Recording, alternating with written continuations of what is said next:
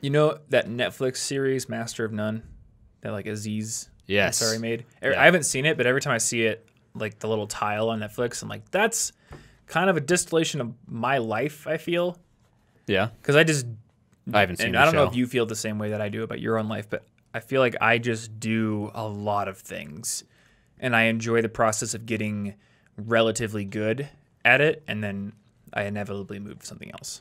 Well, I think Like, that's I'm a not- good way to live, and people It's true. don't want to like mastery's all great and everything, but very few of us are going to be the best in the world at something. Yeah. And if the point that you're looking for is joy, then being mildly good at tons of things, one after the other, can be a very fulfilling way to live. We just don't give it any credit. That's true. I keep seeing this Jordan Peterson video floating in my YouTube recommendations, even though I never watch Jordan Peterson videos. But the title is like, do you want to have a happy life or do you want to be exceptionally good at one thing? With the implication being, it's a binary choice. If you want to be exceptionally good at one thing, you need to sacrifice everything else. Yeah, you need to be so disciplined that Yeah. you never stop. I think that is true to a large degree.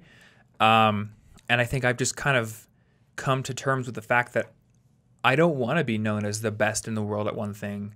I would much rather have a balanced life where I have time with friends and I do a lot of fun things and I do achieve a lot of cool goals, but maybe I never climb a V15 boulder, or maybe I never become the best guitarist in the world, but maybe I do release an album and maybe I do climb a V10 someday. Yeah. Like, I'd be happier having done both of those things.